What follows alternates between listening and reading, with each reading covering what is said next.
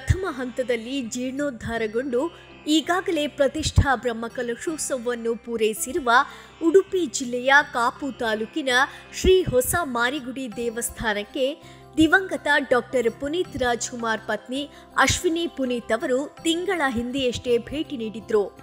ಇದೀಗ ಪುತ್ರಿ ವಂದಿತಾ ರಾಜ್ಕುಮಾರ್ ಮತ್ತವರ ಸ್ನೇಹಿತೆಯರೊಂದಿಗೆ ಭೇಟಿ ನೀಡಿದ್ರು.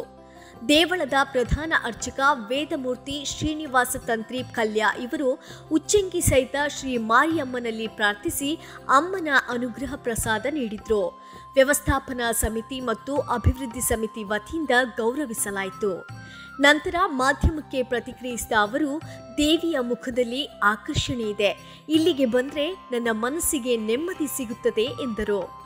ವ್ಯವಸ್ಥಾಪನಾ ಸಮಿತಿ ಅಧ್ಯಕ್ಷ ರತ್ನಾಕರ ಶೆಟ್ಟಿ ನಡಿಕೆರೆ, ಅಭಿವೃದ್ಧಿ ಸಮಿತಿ ಅಧ್ಯಕ್ಷ ಕೆ ವಾಸುದೇವ ಶೆಟ್ಟಿ, ವ್ಯವಸ್ಥಾಪನಾ ಸಮಿತಿ ಸದಸ್ಯ ರವೀಂದ್ರ ಮಲ್ಲಾರ್, ಪ್ರಬಂಧಕ ಗೋವರ್ಧನ್ ಸೇರಿಗಾರ್ ಹಾಗೂ ಮತ್ತಿತರರು ಉಪಸ್ಥಿತರಿದ್ದರು.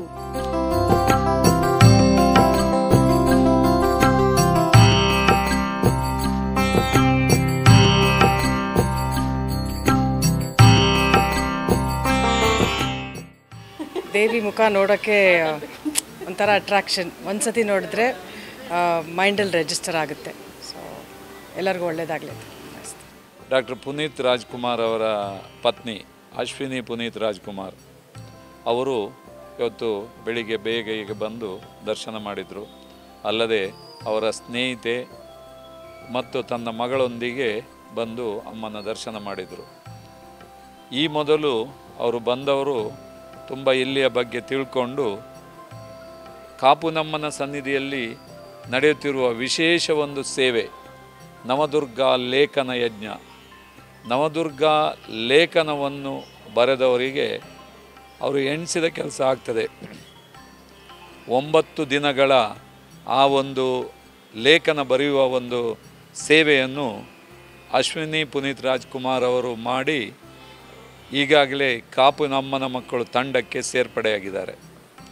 ಅಲ್ಲದೆ ಅವರ ಸ್ನೇಹಿತರಿಗೆ ಎಲ್ರಿಗೂ ಹೇಳ್ತಾ ಇದ್ದಾರೆ. ಇದು ಒಂದು ವಿಶೇಷ.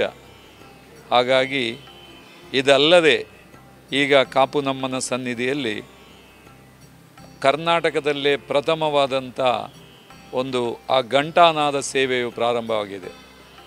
ಒಬ್ಬ ಭಕ್ತರು ಸೇವಾರೂಪದಲ್ಲಿ ಒಂದು ವಿಶೇಷವಾದ ಗಂಟೆಯನ್ನು ಕೊಟ್ಟಿದ್ದಾರೆ. ಆ ಗಂಟೆ 1500 ಕಿಲೋ ಭಾರವಾಗಿದ್ದು ಅದು ಭಾರತದಲ್ಲಿ 2ನೇ ಗಂಟೆ, ಕರ್ನಾಟಕದ ಪ್ರಥಮ ಅಂತ ಇದ್ದದಕ್ಕೆ ಮೊನ್ನೆ 99 ಜನ ಭಕ್ತರು ಆ ಗಂಟೆಯನ್ನು ಬಾರಿಸುವ ಮೂಲಕ ಘಂಟಾನಾದ ಸೇವೆಯನ್ನು ಕೊಟ್ಟಿದ್ದಾರೆ.